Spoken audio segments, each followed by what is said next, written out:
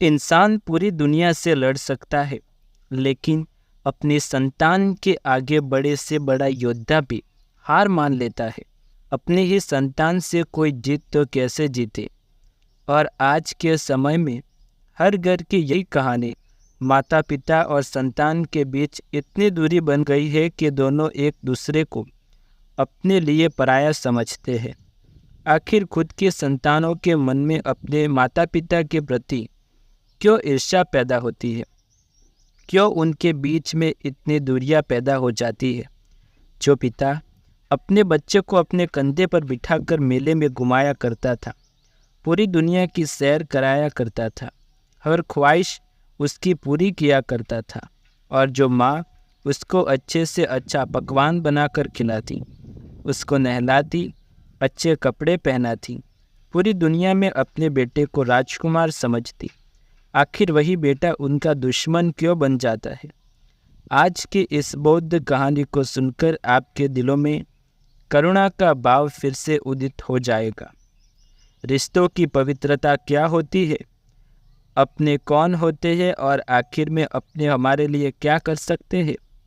तो इस कहानी को अपने परिवार के हर सदस्य के साथ साझा ज़रूर करें, क्योंकि अगर आपको अपने रिश्ते मजबूत है तो आपका परिवार बना हुआ है। तो चलिए कहानी शुरू करते हैं। इससे पहले कि आप इस कहानी में खो जाए, आप हमारे चैनल को सब्सक्राइब ज़रूर कर दीजिए। राजकुमार का राज्याभिषेक हुए अभी 10 दिन भी नहीं हुए थे, और इन 10 दिनों में ही उसने अपने पिता की सारी व्यवस्थाएं पलट दी थी। उसका पिता इस नगर के जिन व्यापारियों के साथ सौदे किया करता था, उसके बेटे ने उन व्यापारियों से मुंह मोड़ लिया था। उसने अपने लिए नए व्यापारी ढूंढ लिए थे। जितने भी मंत्री उसके पिता ने राज दरबार में बिठाए थे, उसके बेटे ने वे सभी मंत्री राज दरबार से बाहर निकाल फेंके, और नए मंत्री जो उसका गुणगान करते थे, सिर्फ उसकी बड़ाई करते रहते थे, उनको अपने पास शामिल कर लिया। पिता अपने बेटे को राजनीति की समझ देते हुए बहुत समझाया करते कि अपने आसपास उन लोगों को रखो जो तुम पर कटाक्ष करते हो, जो तुम्हारी बुराई तुम्हें बताते हो। ऐसे लोगों को अपने पास हरगिज़ मत रखो जो सिर्फ तुम्हारी बड़ाई करते हो, तुम्हारी प्रशंसा करते हो। लेकिन राजकुमार के सर पर तो सत्ता का नशा छाया हुआ था। वो अपने पिता से कहता है कि पिताजी, आपके ख्यालात आपकी तरह बूढ़े हो गए हैं। आपको नहीं पता कि राज्य किस प्रकार चलाया जाता है। अब गद्दी मेरे हाथ में है, सत्ता मेरे हाथ में है, राजगद्दी पर मैं बैठा हूँ, और इसलिए मैं अच्छी तरह से जानता हूँ कि इस राज्य को किस प्रकार चलाना है। आप अपनी बकबक मेरे सामने मत किया करो। जब आपका समय था तब आपने अपना राज्य अपने तरीके से चलाया था। अब राज्य मेरा है और मैं इसे अपने तरीके से चलाऊंगा। अपने इकलौते बेटे से ऐसी बात सुनकर राजा का दिल बड़ा दुखी हुआ करता था। इतने लाड प्यार से उसने अपने बेटे को पाला था, उसकी हर ख्वाहिश पूरी की थी। अरे, उसी ने तो इस राजकुमार बनाया था, और कितना खुश था वो जिस दिन उसके बेटे का राज्याभिषेक हुआ था। और आज राजगद्दी मिलते ही उसी बेटे की त्योरियां बदल चुकी है। राजा को बड़ा अचरज होता था। उसे अपने बेटे पर एक अहंकार था। उसे लगता कि दुनिया में मेरे बेटे जैसा गुणवान पिता की आज्ञा का पालन करने वाला दूसरा व्यक्ति नहीं हो सकता। लेकिन उसका ये भ्रम राज्याभिषेक के 10 दिनों में ही टूट चुका था। रात हो चुकी थी, आसमान में काले बादल गिरे हुए थे, पूरी प्रकृति सो चुकी थी, लेकिन राजा की आंखों में नींद नहीं थी। वह बार बार अपने राजमहल में इधर से उधर चक्कर लगा रहा था, और ये देख रहा था उसकी पत्नी को समझने देर न लगी कि राजा बड़ी ही चिंता में है। इतना चिंतित उन्होंने अपने पति को आज तक नहीं देखा था। वो अपने पति से उसकी चिंता का कारण पूछती है तो राजा उसे साफ साफ बता देता है कि हमारा बेटा हमारा साथ निकल चुका है। उसके सर पर राजगद्दी का बोझ सवार हो चुका है। अब उसे सत्ता के अलावा और कोई भी नहीं दिखाई देता। उसके लिए इस राज्य की खुशहाली तो छोड़ो, अपने परिवार के भी कोई मायने नहीं रहे। उसने मुझसे इस प्रकार बात की जिस प्रकार मेरे विरोधियों ने भी मुझे आज तक बात नहीं की। अब मैं बाहर की दुनिया से तो लड़ सकता हूँ, लेकिन अपने बेटे के मुंह से ऐसी बात सुनकर मेरा मन बड़ा विचलित हो गया। मुझे कुछ समझ नहीं आ रहा कि आखिर मेरी परवरिश में ऐसी क्या कमी रह गई थी। आखिर मेरा बेटा मुझसे ही बगावत करने पर क्यों उतर आ चुका, और पता नहीं आगे चलकर वो क्या कर दे।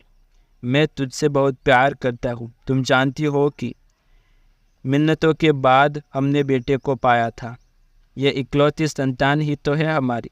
इसके अलावा इस दुनिया में हमारा कौन है, और भगवान साक्षी है।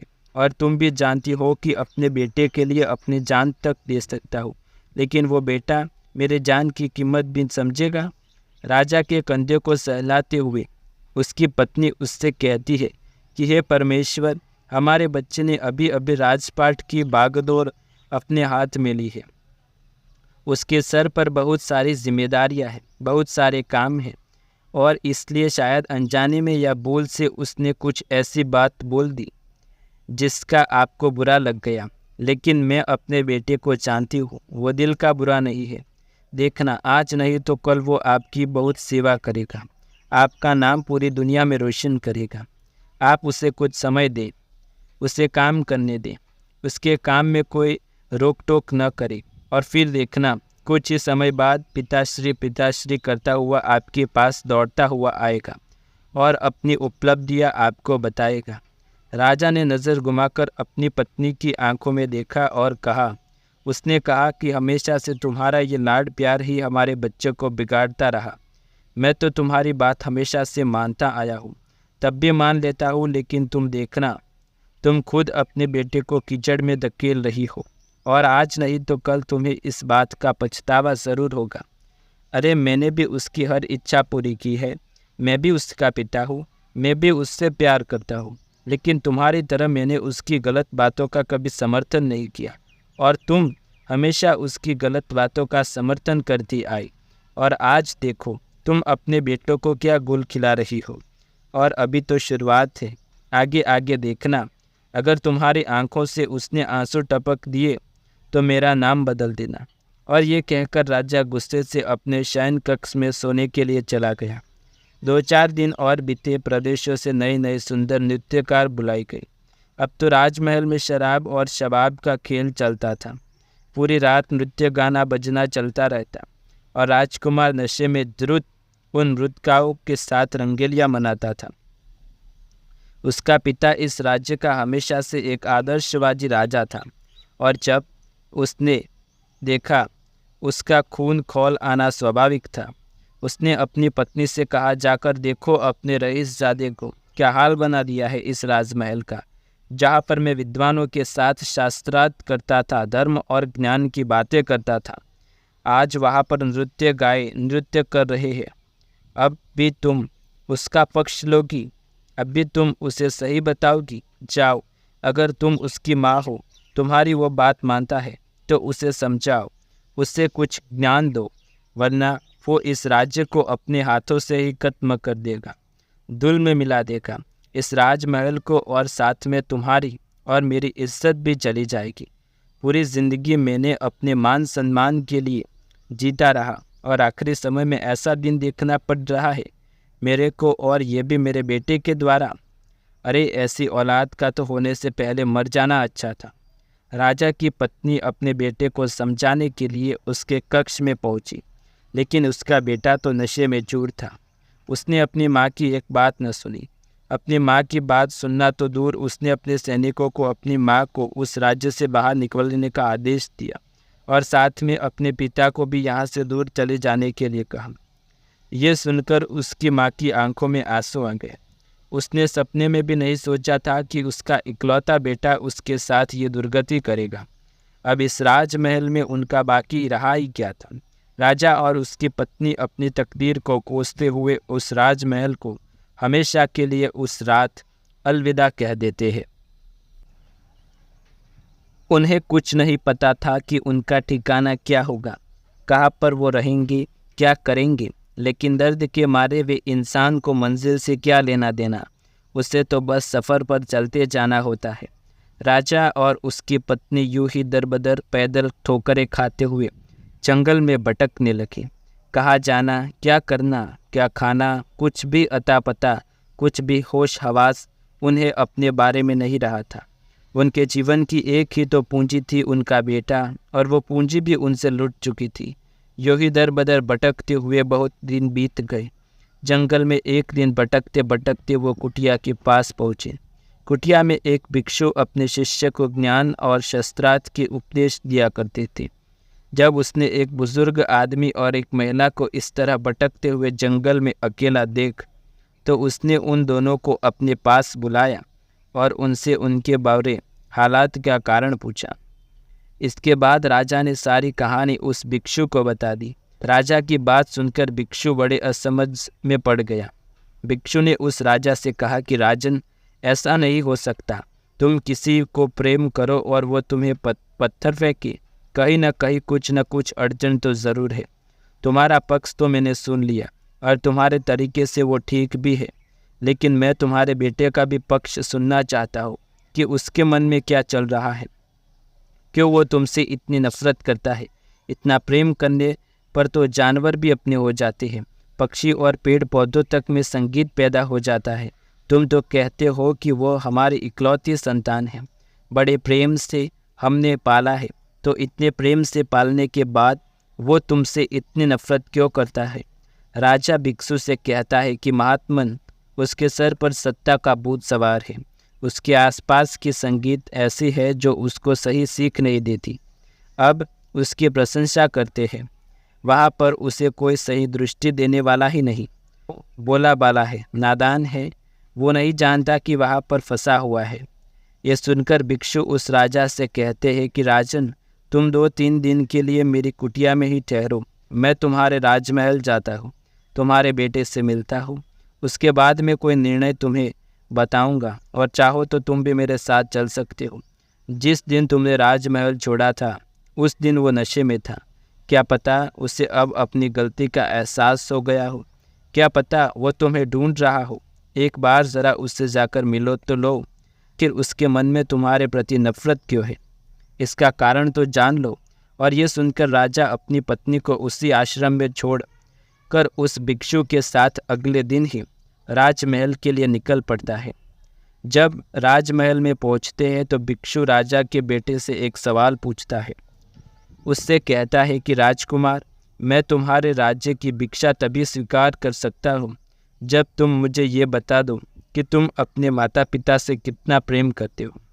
अभी तक राजकुमार के सामने उसके पिता नहीं आए थे, वो पर्दे के पीछे छुपे हुए थे।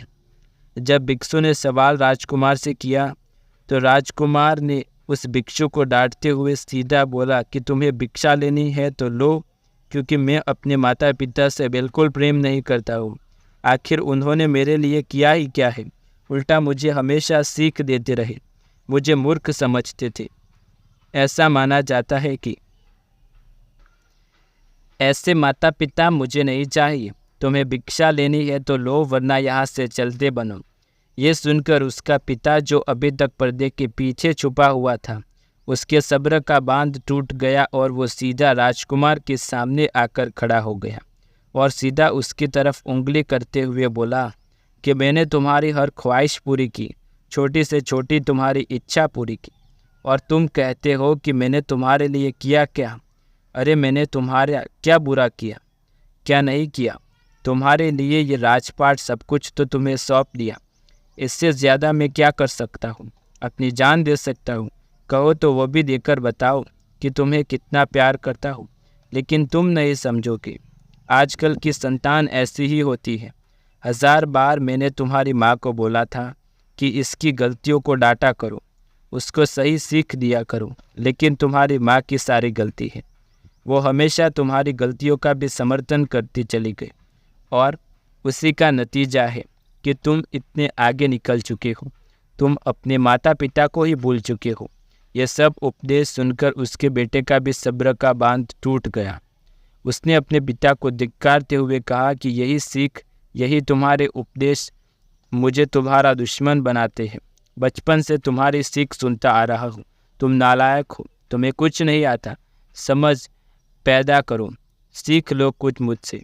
अरे मेरे अंदर कोई सीख नहीं, मेरे अंदर कोई समझ नहीं। क्या मैं नहीं जानता कि दुनिया कैसे चलती है, राजपाट कैसे चलाया जाता है? लेकिन क्या आप हमेशा खुद को ही सबसे ज़्यादा समझदार समझते रहे? मुझे अपने से कुछ करने ही नहीं दिया, हमेशा अपने अनुसार चलने पर मुझे मजबूर करते रहे। हर कभी मुझे आज़ाद किया होता, मुझे कैद करके रख दिया। तुमने इस राजमहल में, पिंजरा चाहे सोने का क्यों ना हो, लेकिन आदमी तो उसमें कैद ही रहेगा ना, तुम्हारे लोहे में। तुम्हारे सोने से उसे क्या लेना? तुमने मेरी सारी ख्वाहिशें पूरी की, मानता हूँ, लेकिन तुम हमेशा मुझे अपने अनुसार चलने की कोशिश करते हैं। तुम हमेशा एक पिता बने रहे, तुमने कभी दोस्त बनने की कोशिश नहीं की, ये जानने का प्रयास तक नहीं किया कि मेरे अंदर क्या चल रहा है, मैं क्या चाहता हूँ, मेरी रूह क्या चाहती है। आपको पता है, मैं एक कलाकार बनना चाहता था, आपसे बार बार बोला था, लेकिन आपने कहा कि राजा का बेटा कलाकार बनेगा। डाल दिया ना मेरे को इस जंजाल में। मैं नहीं चाहता था ये राजपाट, मेरी कोई रुचि नहीं थी इसमें, लेकिन सिर्फ आपके कहने पर इन बंदिशों में जकड़ चुका हूँ। इस कैद में फिर से कैद हो गया हूँ, चाहकर भी यहाँ से नहीं निकल सकता, क्योंकि आपकी प्रतिष्ठा का सम्मान, आपका राज्य जो संभालना है, मुझे आपके जीवन का उद्देश्य जो पूरा करना है, मुझे चाहे फिर इसके लिए मेरा उद्देश्य ही क्यों ना ओझलना पड़े। हर मेरी ज़िंदगी है, मुझे मिली है, अपने तरीके से जीने का हक है मुझे। लेकिन आप ये बात क्यों नहीं समझे पिताजी? क्यों आप मेरे दुश्मन बन गए? क्यों आप एक पिता बने रहे? क्यों आप मेरे दोस्त नहीं बन सके? कम से कम मेरे मन की बात जानने की कोशिश तो की होती। ये सुनकर राजकुमार फुट फुट कर रोने लगा। भिक्षु ने उसका कंधा सहलाते हुए कहा कि बेटा, गलती तुम्हारी भी नहीं और गलती तुम्हारे पिता की भी नहीं। तुम्हारे दोनों के बीच एक दूरी थी और वो दूरी कभी कम नहीं हुई, वो बढ़ती चली गई। काश तुम एक दूसरे से बैठकर अपने मन की बात कर पाते। काश तुम्हारे पिता तुम्हारे मन की बात समझ पाते। काश तुम भी अपने पिता की भावनाओं को समझ पाते और दोनों मिलकर एक समझ स्थापित करते, एक रास्ता निकालते जिसमें से तुम कलाकार भी बन पाते और ये राज्य भी चल पाता। लेकिन इसमें गलती तुम्हारे पिता की भी है। हर पिता अपने आप को श्रेष्ठ समझता है, वो समझता है कि मेरा बच्चा मेरे सपने को पूरा करेगा। अरे वही सपना तुम्हारा था, तुम्हें पूरा करना था, तुम्हें उसके लिए जीवन मिला था। अब तुम पूरा नहीं कर सके, अपने बेटे पर अपना बोझ क्यों डाल रहे हो? अपने बच्चे की भावनाओं को समझो। समय बदल रहा है। आज के समय में एक पिता बनकर नहीं, एक दोस्त बनकर अपने बेटे का साथ रहना चाहिए, वरना एक पिता और एक बेटा कभी करीब नहीं आ पाएंगे। जीवन गुजर जाएगा, पिता स्वर्ग सिधार जाएगा, बेटा अपने काम में लग जाएगा, लेकिन न पिता अपने बेटे को कभी समझ पाएगा और न बेटा अपने पिता की भावनाओं को कभी समझ पाएगा। इसलिए एक दूसरे के साथ समय बिताना बहुत आवश्यक है। देखो, गलती तुम्हारे पिता की भी नहीं। तुम्हारे पिता चाहते थे कि जो गलतियां जीवन में उन्होंने की थी, जो सीख उन्होंने अपने जीवन में पाई थी, जो अनुभव उन्होंने अपने जीवन से हासिल किया था, वो चाहते थे कि वो सारी चीज़ें तुम्हें दें। यही उनकी विरासत है। लेकिन कभी कभी हम अपनी बातों को अपने बेटे तक पहुंचाने में थोड़े कठोर हो जाते हैं, थोड़े निर्दयी हो जाते हैं। यही बात उनकी संतान के मन का ईर्ष्या का कांटा बो देती है और वहीं से उन दोनों के बीच दूरियां पैदा होने लगती है। पिता अपने बेटे को अपनी ज़िंदगी का हर अनुभव देना चाहता है, लेकिन समझाना कोई एक दूसरे को नहीं चाहता। इसलिए आपसी झगड़ा, अपनी द्वंद्व खत्म करो। आज देखो, तुम दोनों की आपसी बातें निकल कर आई, एक दूसरे का मन हल्का हुआ। अब तुम दोनों एक दूसरे को समझ सकते हो और आगे से कोई पिता नहीं, कोई पुत्र नहीं, सब यहाँ पर दोस्त है। और इसी प्रकार जीवन चलता है और इसी प्रकार तुम जीवन का आनंद ले सकते हो। वरना तो जीवन बड़ा बोझित हो जाएगा, रिश्ते निभाना भी एक बोझ हो जाएगा और उस बोझ को कोई ढो नहीं सकता। उससे आदमी टूट जाता है, क्योंकि खुद का परिवार और खुद के रिश्ते जब बोझ लगने लगे तो जीवन में इससे बड़ा दुख और क्या हो सकता है। ये सीख देकर भिक्षु अपने आश्रम में वापस लौटे, जहाँ से वो उसकी माँ को भी उसी राजमहल में पहुँचा देते हैं।